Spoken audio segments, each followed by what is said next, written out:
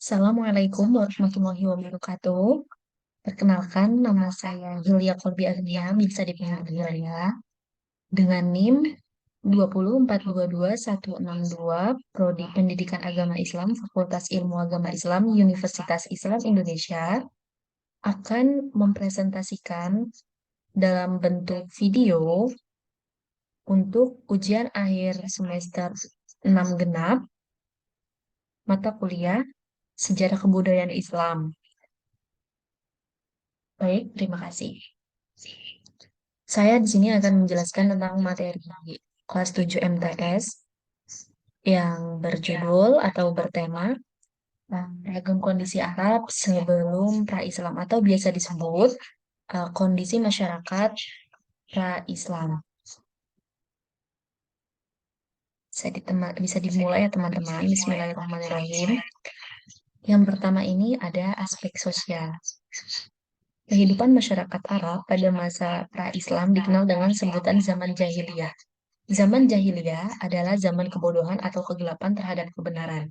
Dari aspek sosial, bangsa Arab pra-Islam adalah bangsa yang umum, tidak bisa baca atau tulis. Perhatian besar bertumpu pada ilmu lisan syair periawatan, biografi, sedikit ilmu nujum, ramalan bintang, cuaca buruk yang dipelajari secara mendalam, secara pengalaman untuk kehidupan. Ada ciri khusus yang melekat pada bangsa Arab pra-Islam. Yang pertama, aswabiyah atau fanatisme, kesukuan yang sangat tinggi. Yang kedua, tidak ada sistem atau norma yang mengatur secara ketat wilayah kehidupan sosial antar individu maupun kelompok. Ketiga, pengundian nasib al-azlam dalam pengambilan keputusan. Nah, dalam agama dan keyakinan sebelum Islam di bangsa Arab, sebagian besar suku Arab menyembah berhala atau bisa disebut paganisme dengan bentuk yang berbeda-beda. Jumlah berhala yang mereka sembah mencapai 360 berhala, yang seluruhnya terletak di sekitar Ka'bah. Tiap suku memiliki berhala sendiri, juga terhadap patung Nabi Ibrahim, Isa Al-Masih, dan Hubal sebagai berhala suku Quraisy. Berhala-berhala itu terbuat dari batu akik dan batu hitam. Selain itu juga ada agama lain yang dianut oleh bangsa Arab pra-Islam, yaitu yang pertama, yang mengenal penyembahan bintang atau kaum Sa'ibah.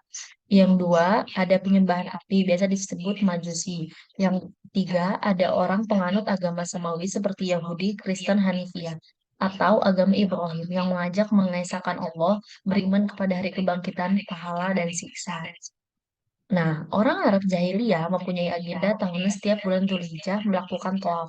Ada yang melakukan secara benar seperti yang diajarkan oleh Nabi Ibrahim alaihissalam atau agama Hanif.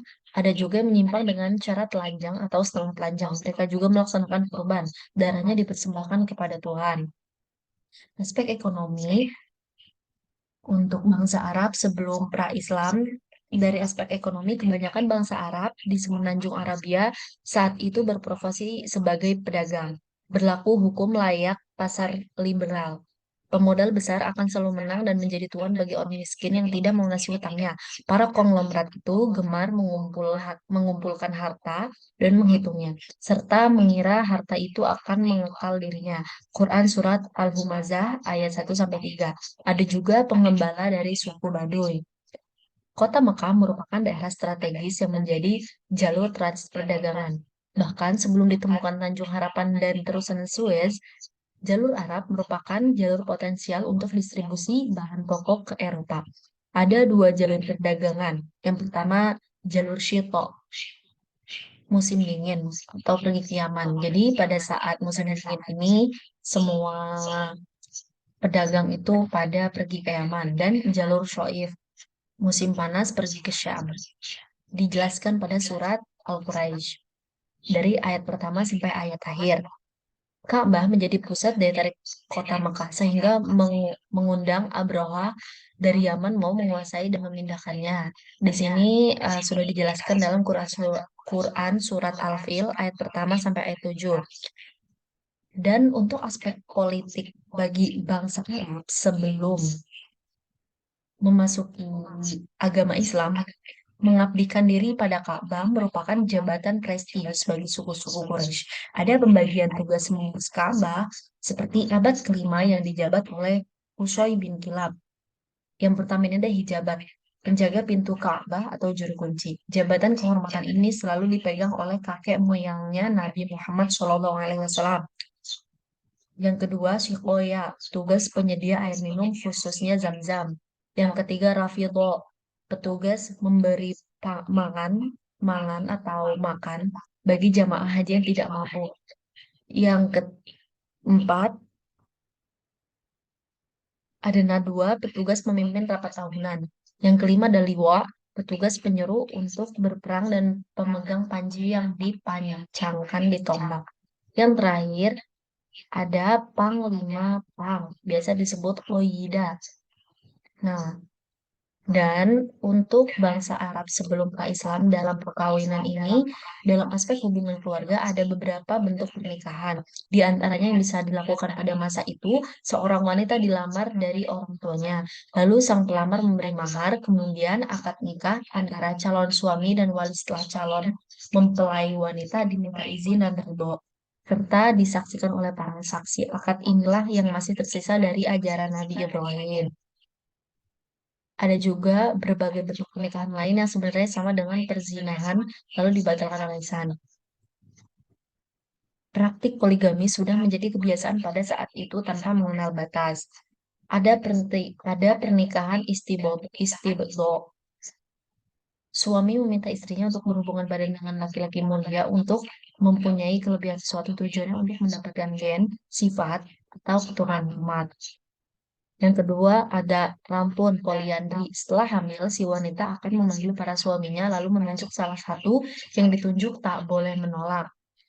Yang ketiga ada maketu, anak tiri menikahi ibu tirinya ketika ayahnya meninggal.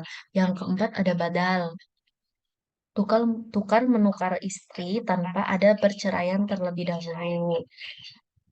Yang kelima ada sigor, seseorang wali menikahkan anak atau saudara perempuannya dengan laki-laki lain tanpa mahar dengan kompensasi si wali sendiri menikahi anak saudara perempuan si laki-laki tersebut.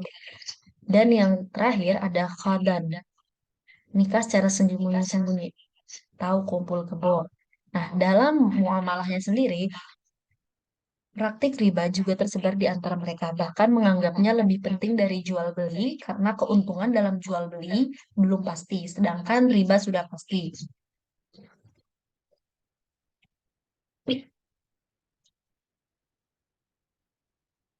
Dalam bidang dalam bidang muamalah banyak terjadi unsur penipuan. Jahalah seperti dalam jual beli mubadah. Menjual sesuatu dengan cara melemparkannya ke tanah lalu akad. Itu sudah bisa disebut sah. Ada mulazamah menjual dengan cara menyentuh barang yang dijual lalu akad sah. Ada hushat, jual beli dengan cara melempar batu atau jual beli hablul hablah. Menjual janin dari janin yang ada di perut unta yang sedang hamil. Tentang bagian pewarisan pada masa bangsa Arab sebelum pra-Islam. Ada sistem warisan yang walaupun belum profesional, pembagiannya sesuai kehendak dan wasiat orang yang akan meninggal. Mereka tidak memberi warisan kepada wanita dan anak-anak. Yang kedua, jika mengadopsi anak orang lain, maka nasabnya berpindah kepada yang mengadopsinya, bukan kepada orang tuanya yang asli. Dan orang tua angkat atau anak angkat tersebut saling mewarisi seperti orang tua atau anak kandung. Untuk saksi perempuan, yaitu adalah pengadilan jahiliyah tidak menerima perempuan menjadi saksi dalam masalah perdata maupun pidana. Karena pada zaman itu perempuan dianggap rendah sekali. Dan untuk wali, perempuan merupakan milik kabilahnya. Jika mau dikawini, maka ia harus dibeli dari kabilah itu. Kemudian perempuan adalah milik walinya. Ia harus tunduk pada walinya, suka atau tidak suka. Dan untuk sistem peradilan pada masa bangsa Arab pra-Islam, itu ada tiga. Yang pertama, peradilan pada masa itu masih dalam bentuknya yang sederhana dan setiap kabilah memiliki sistem peradilan sendiri. Yang kedua, istilah yang digunakan pada masa itu adalah hukumah. di mana dalam pelaksanaannya dipimpin oleh orang kabilah tersebut yang dianggap seperti kapabilitas dengan sebagai orang hakim. Dan terakhir, ada dalam proses peradilan, tunjuk dan wangsit yang diperoleh oleh dukun dan dijadikan sebagai landasan dalam pengambilan keputusan. Sehingga apabila terdapat bukti-bukti yang lain seperti saksi tidak akan dipergunakan. Baik, cukup sekian untuk materi bangsa Arab sebelum pra-Islam, khusus untuk MTS kelas 7. Apabila materi ini cukup menarik dan cukup terkesan, alhamdulillah untuk para penonton dan para yang ingin belajar lainnya tentang SKI, terutama untuk bangsa Arab sebelum peradaban pra-Islam, saya, Hilya Kolbi, sudah merangkum sedemikian rupa untuk para penonton dan pembelajar mengenai materi yang saya sampaikan. Terima kasih apabila saya banyak salah kata dan penyampaian. Mohon maaf sebesar-besarnya. Wassalamualaikum warahmatullahi wabarakatuh.